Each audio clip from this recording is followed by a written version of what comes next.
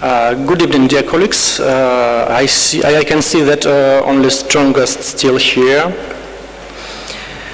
and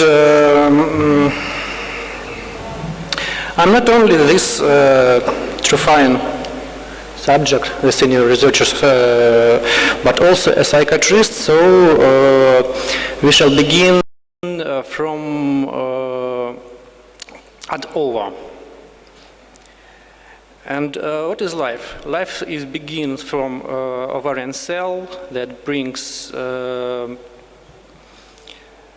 all our genetic material, and then it develops into the complex organism, and then the life, our interaction with environment begins.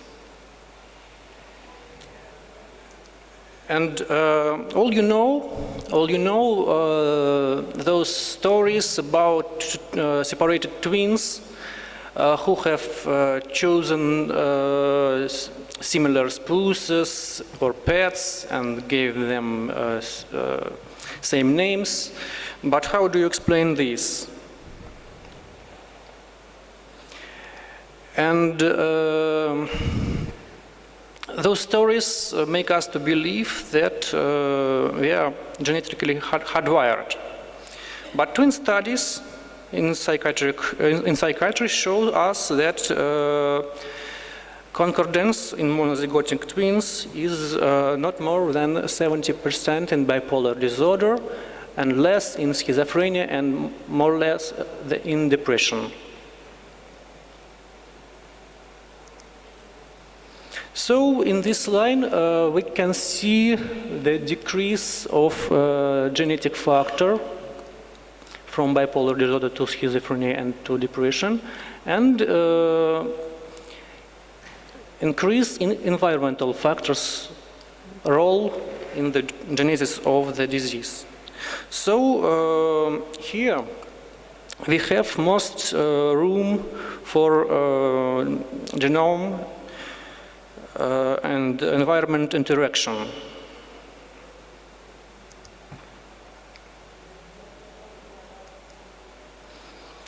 And what is the reason for that we have so many genes that predispose us to depression? And it is begins from our evolutionary background. And all you know, the stress, two prototypic types of stress responses, the freeze and flight-fight reactions. And from evolutionary perspective, these types of reaction could save our predecessors' lives, and increasing their chance to transfer genes into the descendants. So I should say that this system was organized by the fire alarm principle. This means that it is better to for species to react the false alarm, false danger, than not to react the real.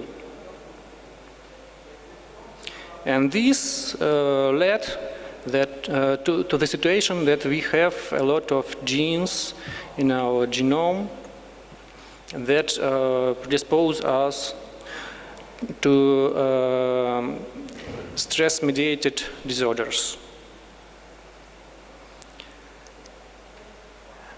And interesting thing that in the far from our days, in the days of environment of evolutionary adaptation, stressful situations was limited to how to find food and how not to become food. And these situations are very, very time limited, so the stress system could have a rest and restore. And nowadays we have stressful events through whole our lives. And if we compare those days and nowadays, this is a very precise characteristic of stressful situations. And as you know, the life events is one of the most known risk factors for depressions. And there are associations between life events, and especially we should mention the childhood maltreatment was found. And these early stresses, as we can see from meta-analysis by Nani, they predict unfavorable course of life, of illness, and predict also risk of treatment failure.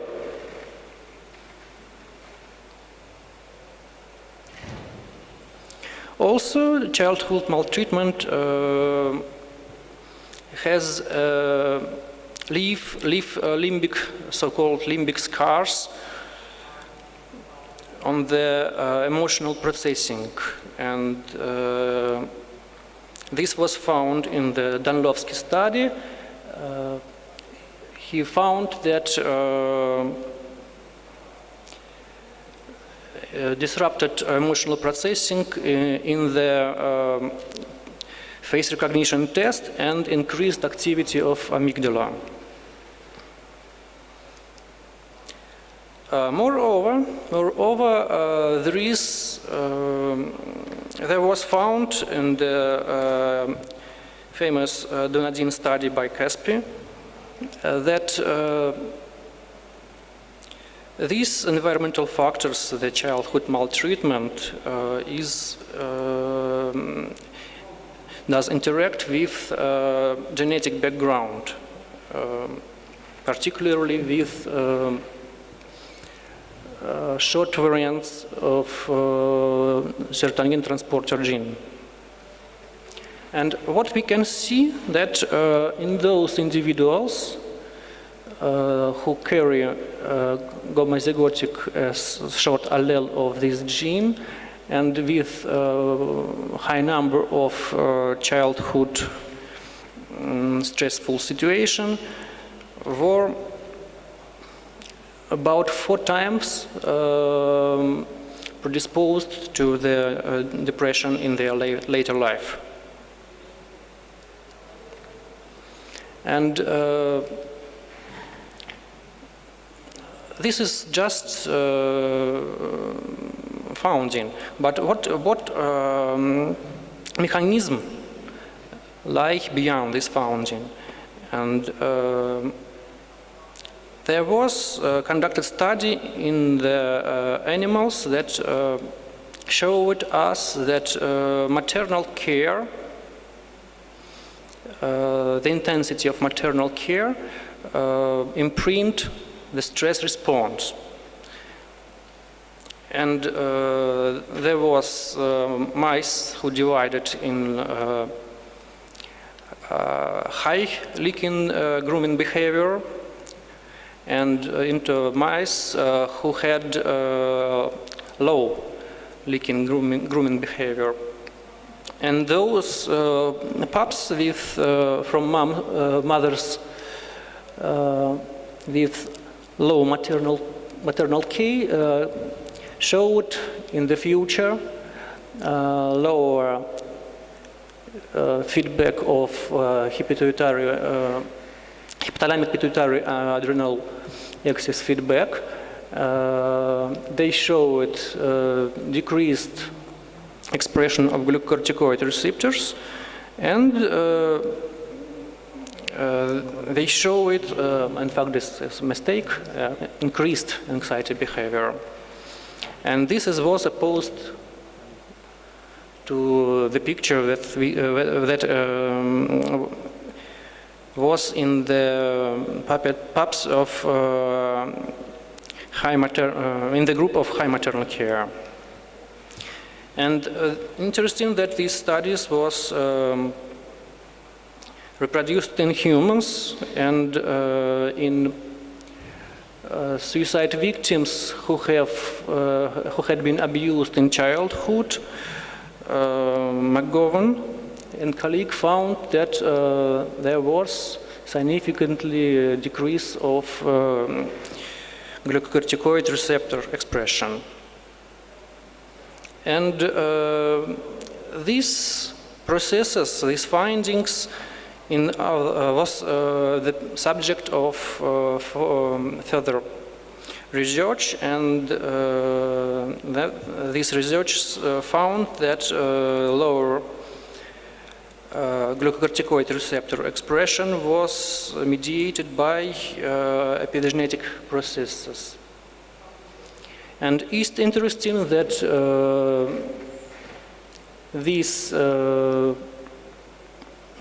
decrease of glucocorticoid receptors remained in adulthood.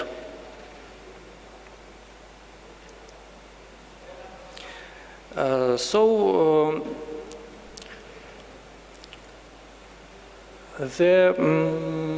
significance of this drop of glucocorticoid receptor expression is that it disturbs the negative feedback loop of HPA axis and make it more sensitive to stress and led to compensatory increase of corticosterone, and that we can see in the melancholic depressions. So early stresses has a long-term effect that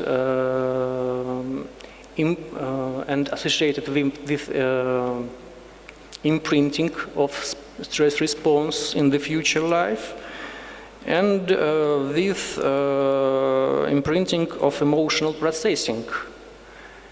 And these findings were found even in healthy individuals with childhood maltreatment. And early life stress is the risk factor for depressions, and has combined effect with other genetic predisposition factors as the short allele of transporter of serotonin. And it predicts worse course and poorer outcome of depression. But this does not fully describe the course of illness. And we know about depression that each next episode increase risk of following, and each next episode tend to be more in duration, and duration of remission is also decreased with progression of diseases, and this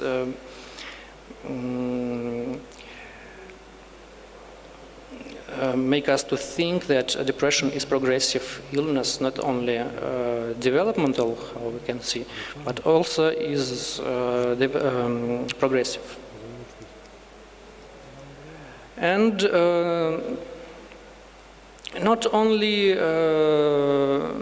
disrupted HPA axis was found in the depressions, and also the immune processes was implicated into the progression. And in the recent study, there was found that atypical depressions, not melancholic, atypical depressions was associated with much higher levels of inflammation markers, non-specific, like C-reactive protein, and more specific pro-inflammational markers, interleukin-6 and tumor necrosis factor alpha.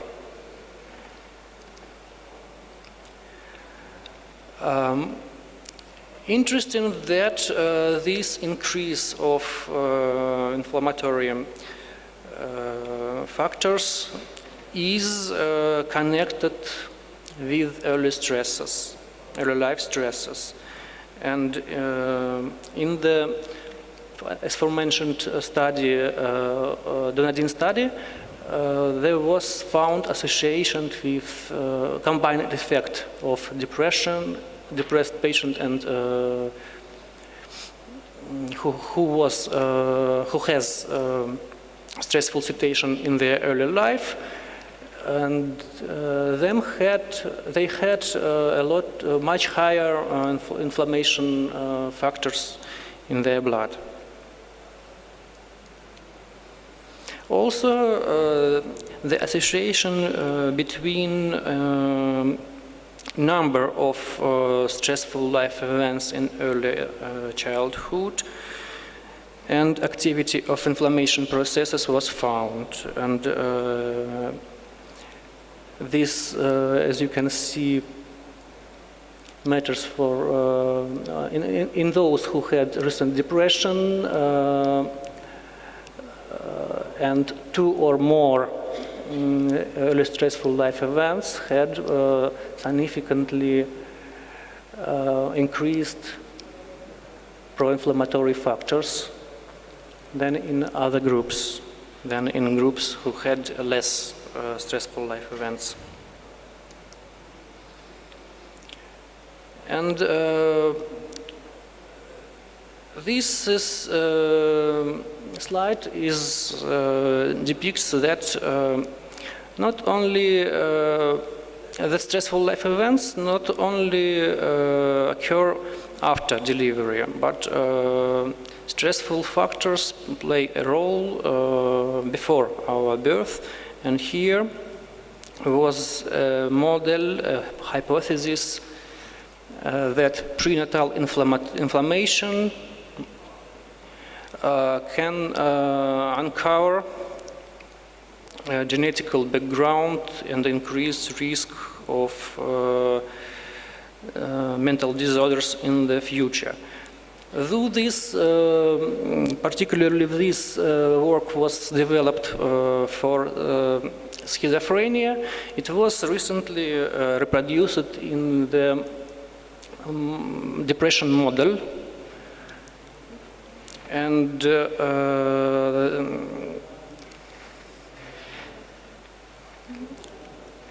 it is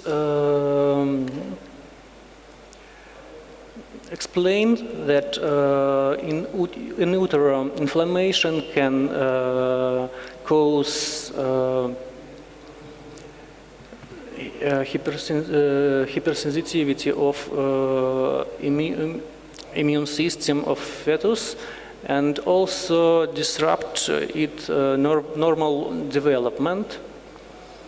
And after nearly about puberty age, the additional stress can uncover these hypersensitized immune cells and led to progression of mental disease. So this two-hit model, first hit is the prenatal immune activation, and second hit the later stressful event, has showed that it linked with both behavioral factor of depression in forced swim test, and it was linked with core depressive feature, anhedonia. And also in this study was found the disruption of processes of neurogenesis. As you can see, in group with prenatal lipopolysaccharide provocation was found much less neurogenesis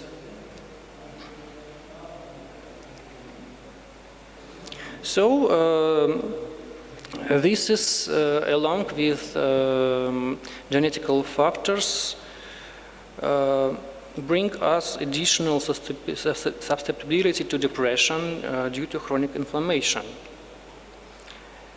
And this is mediated by direct effects of pro-inflammatory cytokines on limbic system, by activation due to inflammation, kynurenine pathway of tryptophan metabolism that compete for other pathway of tryptophan metabolism. So this lead to depletion of serotonin, of decreased synthesis of serotonin in brain, and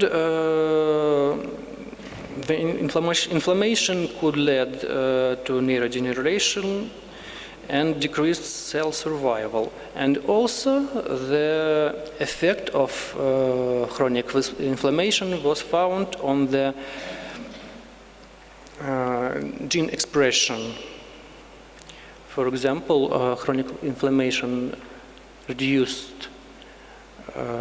additionally reduced glucocorticoid receptors in hippocampus, increased CRH, corticotropin-releasing hormone production, and increased epigenetic processes in the gene of serotonin transporter.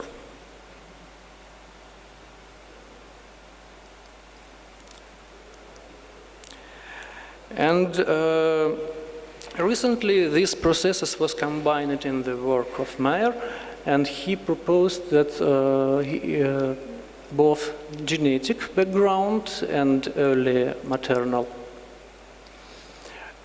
infection led to the